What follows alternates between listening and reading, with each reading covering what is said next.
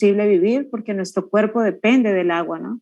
Y todas las funciones vitales de los organismos vivos también dependen del agua, ¿no? Entonces, simplemente no podría existir la vida sin el agua, ¿no? Entonces, nosotros necesitamos de esa agua para realizar esas funciones vitales, ¿no? Aparte de no solamente para bañarnos, ¿no? Para ir al baño, que aparte nos dedicamos a el mal manejo del agua, ¿no? Que utilizamos el agua limpia para que se vaya a la popis, ¿no? Del baño. Entonces estamos contaminando el agua. Eso es algo que yo creo que el planeta o los ingenieros y las personas que se dedican a ingeniar cómo este líquido indispensable, pues no lo vamos a contaminar de esa manera, ¿no? Porque si ustedes han visto, aunque siempre nos han dicho que el agua es vida, ¿no? Que el agua es tan importante para la salud, seguramente ustedes los han visto en sus comunidades o en la misma ciudad, ¿no? Cómo están los ríos contaminados, cómo se tira basura a los ríos. Las fábricas tiran sus desechos, ¿no? En los ríos también. Y ahora hay más, digamos, más control sobre eso. Antiguamente, yo vengo de una ciudad que se llama Cali, en Colombia, y esta ciudad es una ciudad industrial, ¿no? Entonces, como yo pues estudié ya, conozco las empresas, ¿no? Y cómo manejaban sus desechos en ese entonces, hace más de 20 años. Y los desechos sin control de pH, ácidos, o sea, una contaminación bárbara y la echaban a los ríos, ¿no?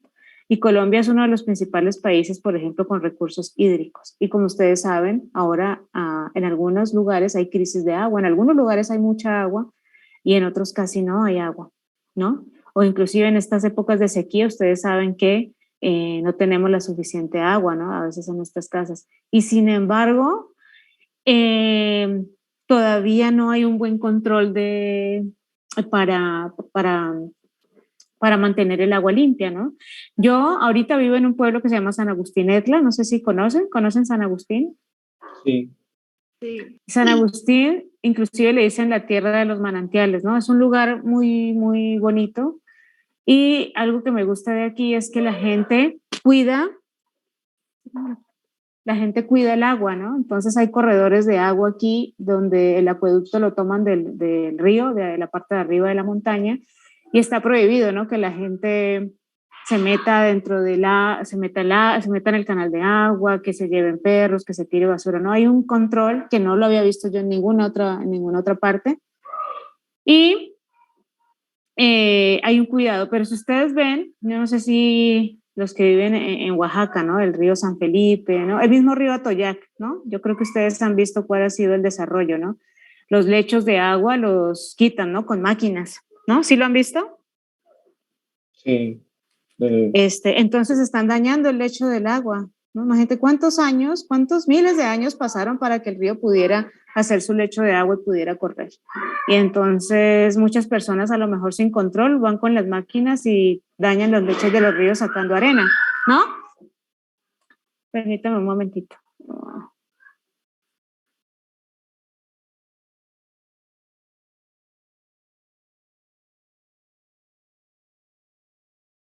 ¿No? Entonces, sí es muy importante para nosotros y ustedes pues que están estudiando la carrera de odontología y aprender, ¿no? La parte, no solamente aprender los conceptos pues bioquímicos, ¿no? Y pasar el examen para ser buenos odontólogos, sino que también hay que hacer conciencia a medida que vamos aprendiendo, de hacer conciencia del medio en el que nos rodea, ¿no? Y cómo somos responsables también de ese medio. Y cómo podemos contribuir, ¿no? Con un granito de arena a que no haya más contaminación del agua, ¿no? Por ejemplo, ¿cómo creen ustedes que podrían apoyar desde ustedes como propuesta personal, digamos, que estarían apoyando para la conservación del agua? ¿De qué manera ustedes creen que pueden estarlo haciendo con su vida diaria? Pues que ¿no? Perdón, la compañera primero y luego el compañero, ¿listo?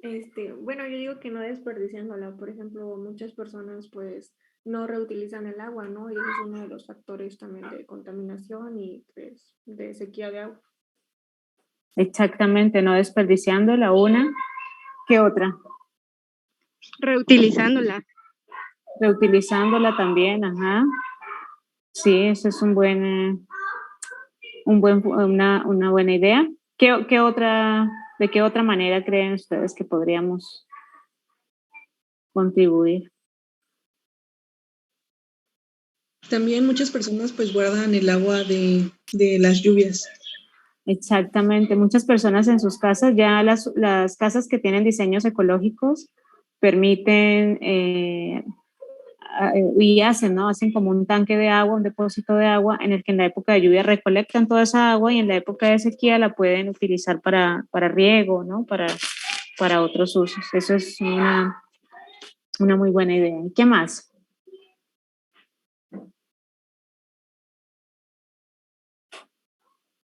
Utilizarla de manera moderada.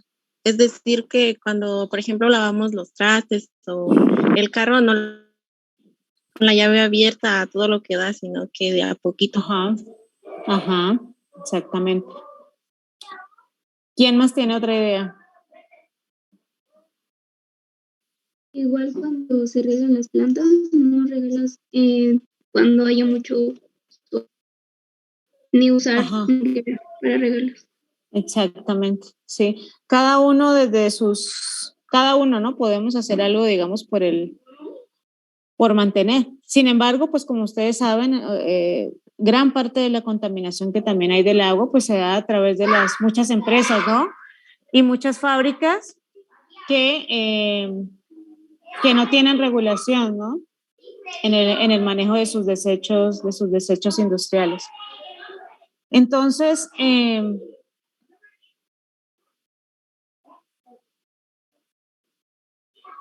¿no? Entonces, pues el agua muchas veces es desperdiciada y afortunadamente, bueno, ya han habido reglamentaciones y cada vez pues somos más conscientes del uso de los recursos y de la contaminación, ¿no? Un momento.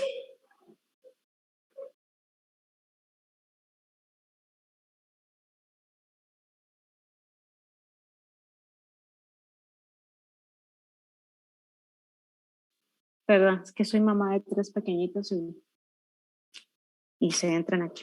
Bueno, entonces, bueno, como les decía, pues una parte importante de que estamos acostumbrados a que el agua siempre pues la tenemos allí y a veces no hay conciencia, ¿no? Del cuidado. Pero el agua constituye más del 70%, por ejemplo, del peso de la mayoría de los organismos, ¿no? Y gracias al agua es donde se va a dar pues el proceso de la vida, ¿no? Entonces, nuestras células prácticamente, si ustedes lo vieron con el doctor Homero, la célula tiene en su membrana plasmática, en la parte interior, tiene en el citoplasma, pues es un sistema acuoso, ¿no? Entonces, básicamente allí en ese sistema acuoso donde están navegando vacuolas, donde están navegando las proteínas, donde navegan las vesículas, donde se da todo el transporte es a través de una navegación, ¿no? Y eso se da en un medio acuoso.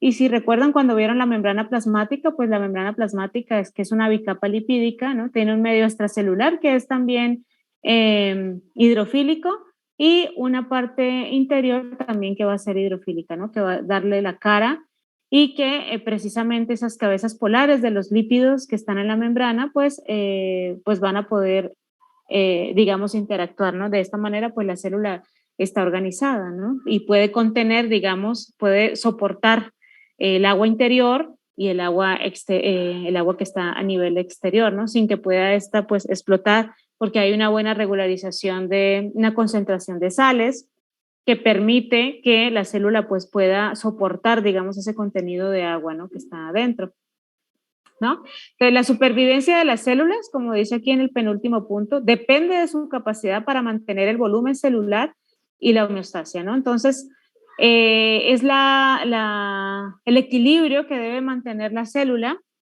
para mantener pues un buen contenido de agua, ¿no? Porque si entra mucha agua, pues la célula va a reventar, se va a explotar. Y si sale demasiada agua de la célula, pues se va a deshidratar y entonces tampoco va a funcionar. Entonces, por eso necesitamos pues un buen equilibrio ¿no? De concentración del agua, ¿no?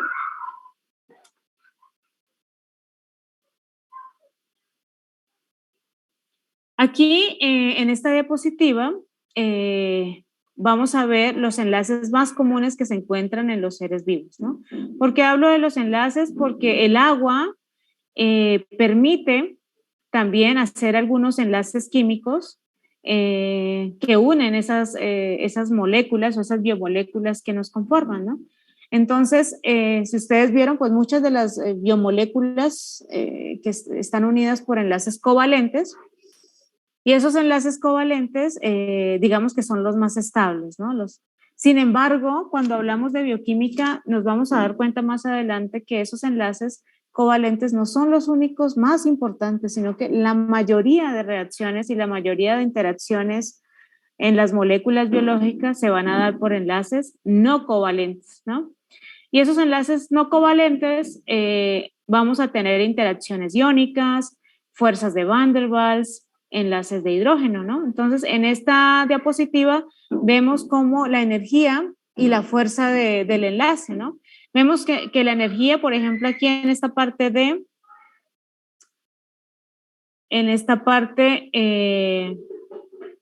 ¿no? Que dice kilocalorías por mol, vemos como la energía de enlace que va a tener un enlace covalente, ¿no? Mayor a 50 kilocalorías, ¿no? Mientras que las interacciones iónicas van de 1 a 20, ¿no? Y las fuerzas de Van der Waals pues son aún más pequeñas. Sin embargo, aunque sean pequeñas, son capaces de brindarle una estabilidad a las moléculas, ¿no? En esas uniones que van realizando. ¿Por qué hablamos de estos enlaces? Porque la molécula de agua, como ustedes vieron allí, pues tienen 2 átomos de hidrógeno, y estos 2 átomos de hidrógeno son capaces de brindar el hidrógeno suficiente para hacer enlaces con otras moléculas. Entonces van a servir de puentes entre las biomoléculas para poder mantener el enlace de estas biomoléculas, ¿no? Y entonces en esta diapositiva podemos ver la fuerza real, ¿no? Que obviamente va a depender de las biomoléculas y de las interacciones, ¿no?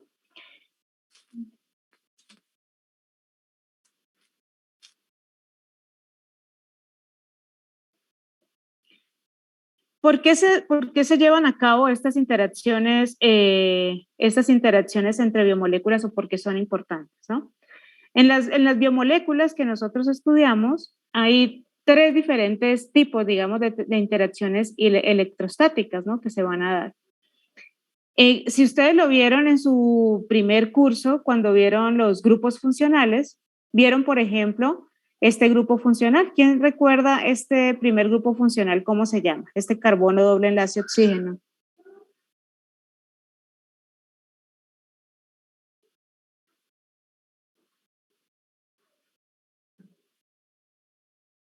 ¿Alguien recuerda cómo se llama este grupo funcional? El carbono doble enlace oxígeno.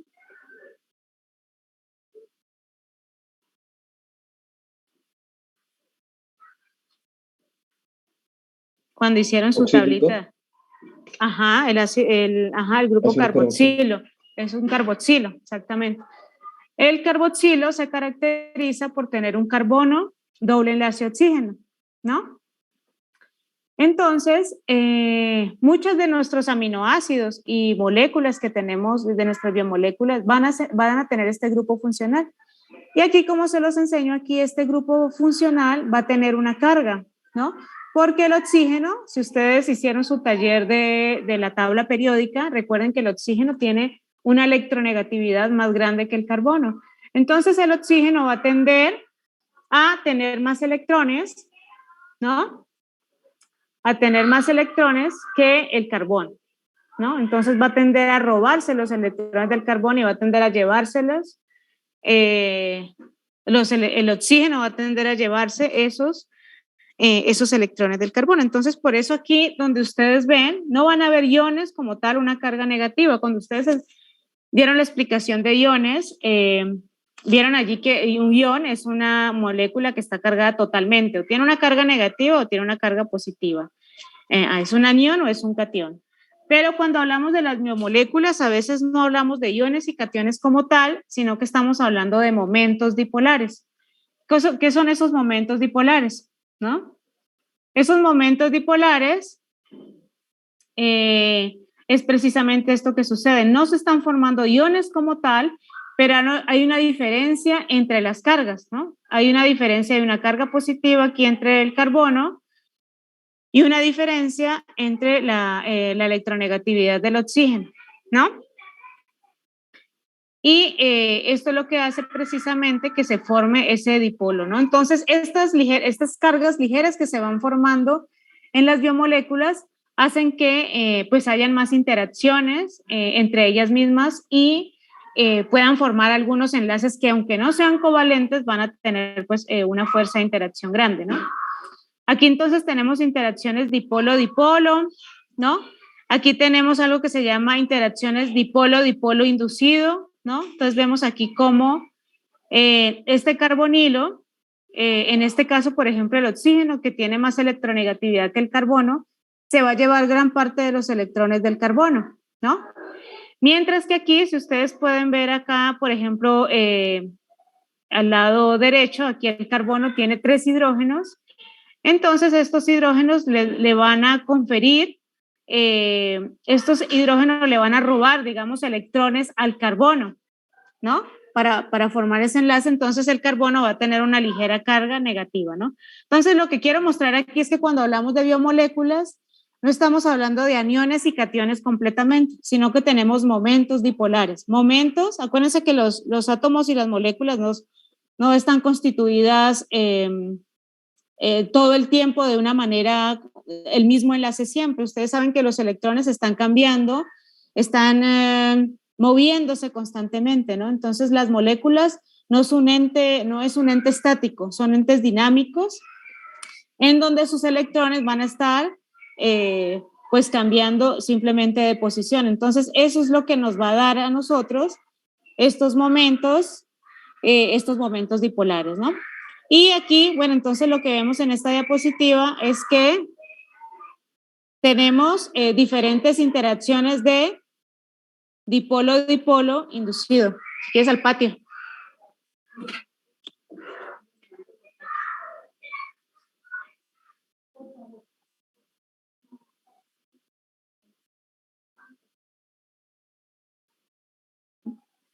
Por ejemplo, aquí podemos ver cómo el hielo, a lo mejor ustedes han hecho ese experimento, han visto en las películas cómo en los polos, ¿no? En el polo norte o en el polo sur, en la Antártida, los bloques de hielo flotan, ¿no? No se hunden, sino que flotan. O simplemente cuando tienen una molécula de agua y esa molécula de agua, primero tienen un volumen determinado cuando llenan, por ejemplo, cuando van a hacer cubos de hielo, y cuando van a ver, posteriormente ven que sobresale, ¿no? O sea, inclusive si meten una botella llena de agua al congelador y está llena y no le dejan espacio, la botella pues se puede reventar, ¿no? ¿Sí lo han visto? Sí.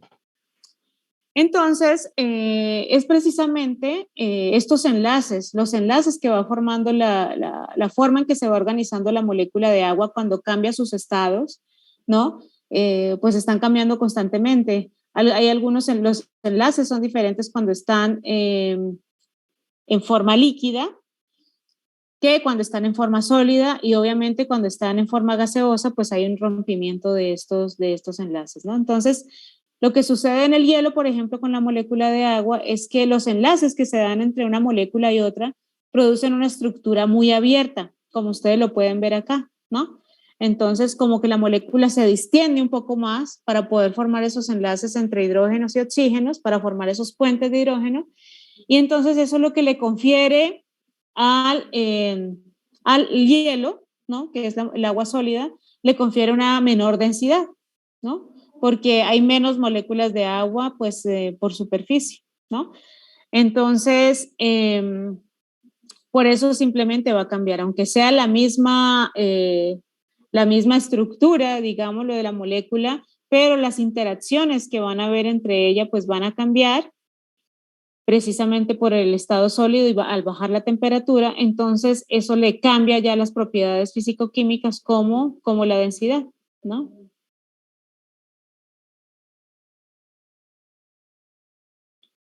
En esta otra diapositiva podemos ver cómo el agua se considera un disolvente universal, ¿no? Y entonces una de las propiedades que tiene el agua precisamente es de solvatar iones, ¿no? ¿Cómo lo solvata? Como ustedes saben, o como lo vimos ahorita, el oxígeno, que va a tener una gran electronegatividad, va a tener una ligera carga negativa, ¿no? Una delta negativo aquí, mientras que los hidrógenos van a tener un delta positivo, ¿no? Entonces,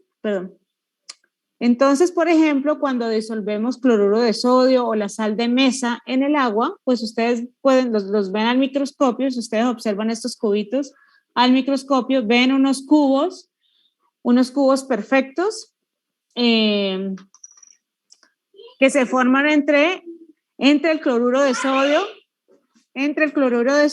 y el agua, ¿no? Entonces, por ejemplo, aquí vemos cómo al estar en contacto con el agua, el sodio, que tiene una carga positiva y que sí se va a comportar como un catión, en este caso, pues tiene una carga, ese sí tiene una carga positiva. Entonces, para poder disolverse en el agua, va a tener una interacción con el oxígeno que tiene una carga negativa, ¿no? Y aquí vemos cómo el cloro, que como ustedes lo vieron cuando hicieron el ejercicio con la tabla periódica, el cloro que tiene una carga negativa, pues interacciona con los hidrógenos, ¿no? Entonces, como que los oxígenos se repelen porque tienen una carga negativa y se van a repeler con el cloro que tiene una carga completamente negativa y una ligera carga negativa del oxígeno. Entonces, si ustedes pueden ver aquí, hay como una repulsión, digámoslo así, entre las dos cargas negativas. Entonces, lo que se va a acercar, entonces lo que podemos ver aquí es la interacción de los hidrógenos, ¿no? Con el cloro negativo. Y aquí el oxígeno que tiene una densidad negativa con el ion sodio, ¿no? Positivo, ¿no? Entonces, eso es lo que vemos. ¿Y qué otro ejemplo de disolución han hecho ustedes de pronto en experimentos caseros o en el colegio? Aparte de la sal, cuando hicieron soluciones. Pues no, fuera del colegio, pues, en la misma casa, pues, el azúcar igual es. Exactamente, cuando disolvemos el azúcar, ¿no? El azúcar, ustedes saben que el azúcar es sacarosa, ¿no? ¿La sacarosa qué es? ¿Se acuerdan? Es una biomolécula. Ajá, ¿y de qué está compuesta? De glucosa y. No, sí, no. Ajá. De glucosa y algo más, pero no olvidé. De glucosa y fructosa, ¿no? Entonces la sacarosa, ajá, exactamente. Entonces son carbohidratos que lo van a ver en la siguiente clase con el doctor Homero. Son carbohidratos que también en disolución ellos van a tener unos deltas positivos y unos deltas negativos, ¿no? Entonces cuando nosotros disolvemos ese azúcar en la mesa, pues también van a tener estas mismas interacciones, ¿no? Van a tener estas mismas interacciones con el oxígeno y con el hidrógeno, ¿no? Entonces, la parte positiva, digamos, de estas moléculas, que más adelante las vamos a ver, esos deltas positivos, se van a traer con el oxígeno y esos deltas negativos se van a traer con los protones, ¿no? Entonces, y eso, asimismo, pues son las esferas de solvatación que se van formando. Seguramente hicieron también el experimento en el cual, pues cuando voy disolviendo el azúcar, llega un momento en que ya no se puede disolver más. ¿Sí lo han visto, no? Ajá. ¿Cómo se llama ese momento en que ya no se puede disolver más? Está saturado, ¿no? Está saturado, exactamente. Entonces llega un momento, exactamente. hay un momento en el que hay sobresaturación, ¿no? ¿Por qué? Porque las moléculas de agua que ustedes ponen en un vaso, pues no son infinitas, ¿no? Hay un cierto número de moléculas que están allí en el vaso. Y ese cierto número de moléculas van a interactuar con el número de moléculas que ustedes estén agregando de sacarosa, ¿sí o no? Entonces, en el momento en que si siguen agregando sacarosa, azúcar de mesa, pues ya va a llegar un momento en que ya no se va a poder disolver más, ¿no? Porque simplemente se acaba el agua, ¿verdad? Sí. Exactamente. Entonces, este principio de saturación es el que se utiliza, por ejemplo, en la preparación de conservas. ¿Alguien ha hecho mermelada? ¿Alguno de ustedes ha hecho mermelada alguna vez? Yo. ¿Qué? Yo. ¿Y cómo se hace la mermelada? Con por medio fruta de y la azúcar. fermentación. Fruta y el azúcar, exactamente. ¿Y cuál es el principio de conservación allí?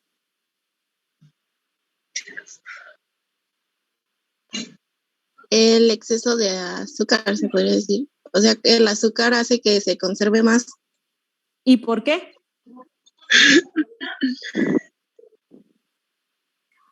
O sea, sí lo hemos visto, ¿verdad? Sí hemos visto que a veces hacemos las mermeladas y pueden durar varios días, ¿no? Muchos. ¿Y por qué? ¿Por qué? ¿Por qué creen que pasa eso?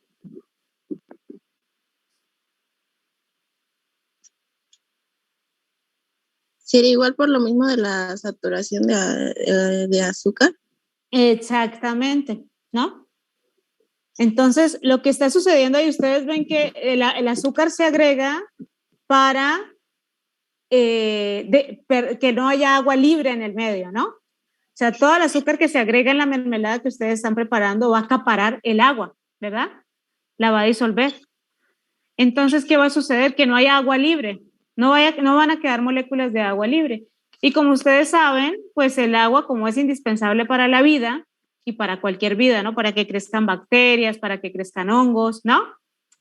Entonces, en ese sistema donde no hay agua libre, pues ningún microorganismo puede llegar allí a utilizarlo, entonces no puede crecer, ¿no?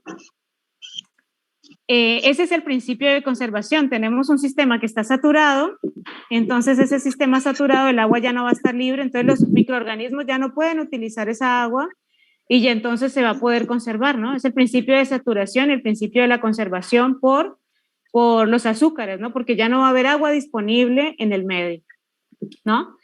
¿Y qué otros ejemplos tienen ustedes, por ejemplo, caseros de donde veamos este proceso en donde el agua ya no queda libre y no hay crecimiento?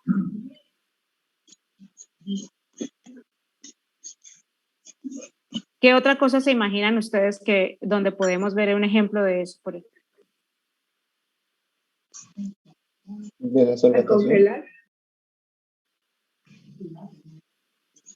Bueno, cuando se congela, ahí estamos, cuando uno mete algo al congelador, ahí está lo que estamos deteniendo es el proceso metabólico, ¿no? Porque los organismos para el crecimiento pues necesitan una temperatura óptima de crecimiento. Si metemos algo al congelador, entonces pues no va a crecer porque simplemente no es la temperatura óptima en el metabolismo, ¿no? Pero ¿qué otro ejemplo podemos dar sobre agua disponible?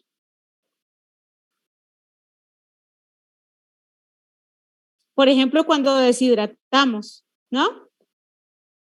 Ustedes lo ven, a ver, un ejemplo casero aquí con las tortillas, ¿no? ¿Qué dura más, una tortilla que acaba de hacer la señora de la esquina o una tostada? Una tostada. Una tostada les va a durar más, ¿no? Una tostada. Y es precisamente por eso, porque ya no hay agua disponible, ¿no? Entonces, el momento en que la señora prepara las tostadas, lo que hace es liberar el agua, ¿no?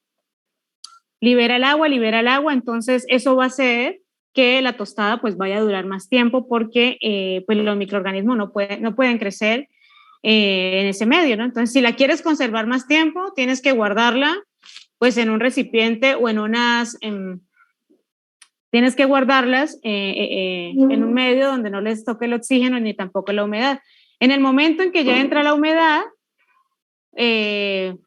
porque ya está guardada de una manera inadecuada, pues entonces empieza el crecimiento de hongos o de bacterias, ¿no? Porque empieza a haber agua disponible. Por eso, en el proceso de conservación de los alimentos, pues es importante el empaque, ¿no? El empaque, el sellado, ¿no? Para que precisamente no haya esta disponibilidad de agua en el medio que permita el crecimiento, ¿no? Entonces, como ustedes pueden ver, el mismo conocimiento químico de la solvatación y de cómo se solvatan las moléculas en el agua es lo que nos ha permitido también ese uso técnico, ¿no? En el uso doméstico, como es la conservación de los alimentos. Entonces, este es un ejemplo para que ustedes vean, pues, lo importante que es el agua para todas las reacciones químicas y para todo el crecimiento de los, pues, de los sistemas vivos, ¿no?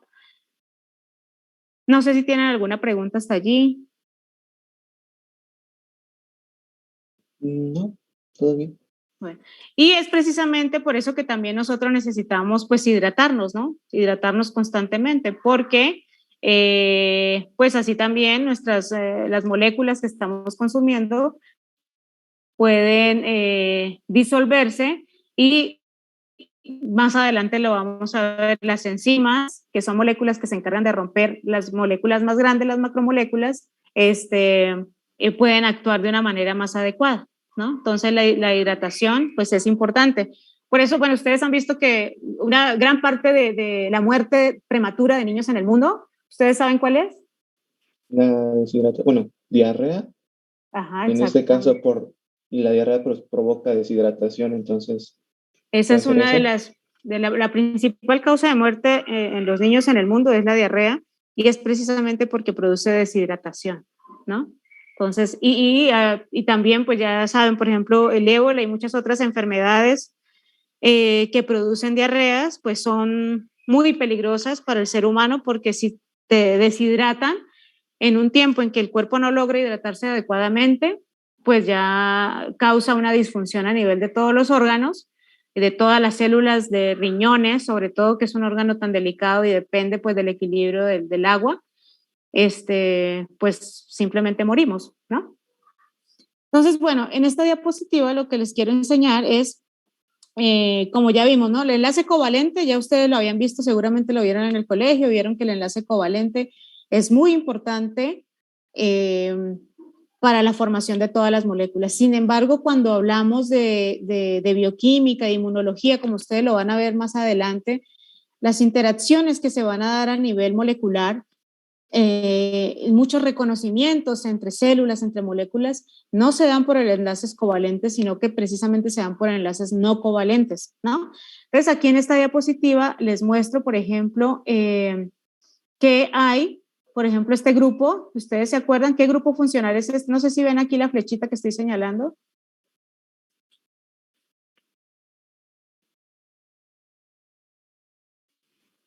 Sí se ve. Un carboxilo. Es el grupo, ajá, el carboxilo, ¿no? Un carbonilo es un grupo carboxilo de un ácido carboxílico y entonces se está uniendo aquí con un grupo amino. El NH3+ es un grupo amino que tiene una ligera carga positiva, ¿no? Un anión, un catión y un anión aquí, ¿no? Entonces ellos van a formar una interacción. Entonces esas ligeras cargas positivas y negativas que se forman en nuestras reacciones bioquímicas hacen que se fortalezcan esas interacciones entre biomoléculas, ¿no? Y, por ejemplo, aquí vemos un grupo carbonilo que tiene una ligera carga negativa con un protón, ¿no? Entonces, aquí vemos cómo este protón, que tiene una ligera carga positiva, interactúa con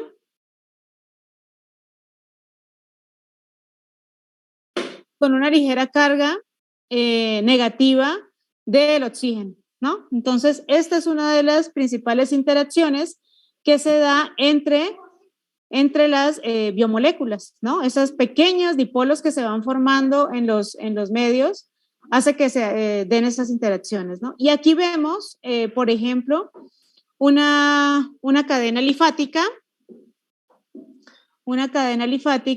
y vemos aquí otra cadena alifática. Esto también es otro tipo de interacción que podemos ver entre las diferentes biomoléculas, ¿no? Estas se llaman interacciones hidrofóbicas. ¿Sí?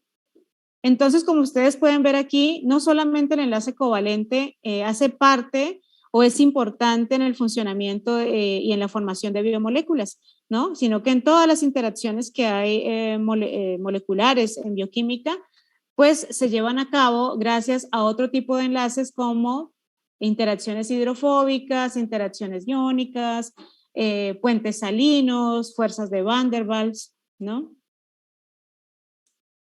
Entonces, bueno, aquí vemos algunos ejemplos de los puentes de hidrógeno, los dipolos de los cuales hablábamos. Tenemos un dipolo positivo y un dipolo negativo, ¿no? Formado precisamente por la molécula de agua. Y los puentes, los enlaces intermoleculares, ¿no? Entre las mismas moléculas, ¿no? Y pues ya sabemos que, como lo vieron ustedes en la membrana plasmática, ¿no? La membrana plasmática es una bicapa lipídica que está formando la membrana plasmática. Y si ustedes recuerdan en su clase de membrana, entonces estos fosfolípidos que están conformando la membrana plasmática tienen una cabeza polar con una carga positiva y una cola que va a ser una cola linfática que va a tener, pues no va a tener carga, ¿no? Entonces, si yo quiero que algunas moléculas o unas proteínas sean embebidas, por ejemplo, en la membrana, los aminoácidos que van a interaccionar con esa membrana plasmática, pues deben ser acordes con su carga, ¿no? Porque si no, pues van a ser repelidas inmediatamente, entonces no va a haber interacción. Entonces, la forma de organización de la célula se lleva a cabo también precisamente por estas cargas y teniendo en cuenta este sistema acuoso, ¿no? Y la polaridad del agua, ¿no? Por eso se organiza de esa manera, ¿no? Y pues algo que tiene pues el agua, la molécula de agua, es que esta no se encuentra en su forma molecular como H2O completamente, sino que es un equilibrio, por eso esto indica la doble flecha, es un equilibrio entre iones hidroxilo y este protón, se llama protón porque tiene un hidrógeno de más. Entonces va a tener una carga positiva, una carga delta positiva además. Entonces el ion hidroxilo va a ser negativo y el protón va a ser positivo, ¿no? Un ion hidronio y un ion hidroxilo, ¿no? Entonces esa es la forma en que vamos a encontrar el agua, digamos, disociada comúnmente. Y entonces allí es donde viene el concepto de pH, ¿no? Entonces, no sé si alguien tiene algún concepto de pH, ¿qué entiende por pH? Pues el pH es el potencial de hidrógeno y es una escala, bueno, eso es lo que entiendo, es una escala que se mide de 0 a 14 y de 0 a 6, pues se dice que es ácido, 7 neutro y 8 a 14, pues alcalino. Ajá, exactamente, ¿no? Entonces, precisamente por eso se ha establecido como una escala de pH y el pH, pues la P, usted sabe que en matemáticas significan menos el logaritmo negativo de una concentración y en este caso lo que se mide en esa escala de pH, pues es la concentración de los iones hidróneo, ¿no? Entonces, como esa concentración pues va a ser muy, muy pequeñita, cuando yo saco el logaritmo, pues me va a dar siempre negativo, por eso se pone menos el logaritmo, ¿no? Menos el logaritmo de, y eso ya me va a dar pues una escala a nivel positivo. Entonces, matemáticamente, por eso se hizo esa relación. Y ese, como lo dijo el compañero, tenemos una escala de pH, y esa escala de pH, ¿no? En donde de 7 a 14, pues sabemos que es alcalino o básico, y abajo de 7 va a ser ácido, ¿no? Y entonces en esta figurita podemos ver cómo pues algunos elementos que conocemos, ¿no? Por ejemplo, el jabón, algunos jabones son ligeramente alcalinos, ¿no? El agua es ligeramente neutra, ¿no? Y algunos otros, como el tomate, que son ligeramente ácidos, la soda, el limón también, que es ácido, ¿no? El pH del estómago es uno de los pHs más bajos, ¿no? Y ese pH precisamente es el que nos permite hacer la hidrólisis de las moléculas, ¿no? No es adrede, que tengamos ese pH en el estómago, ¿no? Tiene varias funciones. Uno, que permite hacer la hidrólisis también de varias moléculas o los alimentos que consumimos, y las enzimas que están en nuestro estómago, pues se encargan o pueden trabajar o funcionar adecuadamente a ese pH, ¿no? Y otra de las funciones que tiene el pH es de protegernos, ¿no? Por ejemplo, cuando consumimos algo que puede estar a lo mejor contaminado con una bacteria, pues tenemos el pH que puede, que ese organismo pues ahí no puede sobrevivir. Entonces, esta acidez que tiene el estómago permite entonces que pues no haya crecimiento de esta bacteria o de este parásito, ¿no? Obviamente hay algunos que, dependiendo de qué tanto hayamos consumido, ¿no? de esa contaminación, pues hay algunos que pues sencillamente no van a poder, el pH solo no va a poder simplemente parar este crecimiento, entonces ya pasan al tracto más abajo, ¿no? al intestino, el delgado y grueso, donde pues sí nos van a producir una infección. Pero en primer lugar, el pH del estómago nos va a defender de muchas veces, a veces, taquitos que nos podemos estar comiendo en la calle que pueden estar contaminados de bacterias, ¿no? Pero afortunadamente el estómago es esa barrera, ¿no? Donde está este pH que no va a permitir el crecimiento de pues de algunos microorganismos, ¿no? Entonces, cada uno de de estas sustancias pues va a tener un pH determinado, ¿no? Que pues es por el que sus moléculas funcionen también de una manera correcta, ¿no? Cuando ustedes ven microbiología, ustedes a lo mejor ven allí las necesidades que tiene cada microorganismo para el crecimiento adecuado. Y una de las principales condiciones es disponibilidad de agua, la temperatura, ¿no? Las condiciones salinas, pero es precisamente porque las enzimas que tenemos para que funcionen metabólicamente, pues necesitan de estas condiciones, ¿no? Si no, pues no van a poder, pues simplemente no funciona, ¿no? Y llevan a la muerte de los microorganismos también.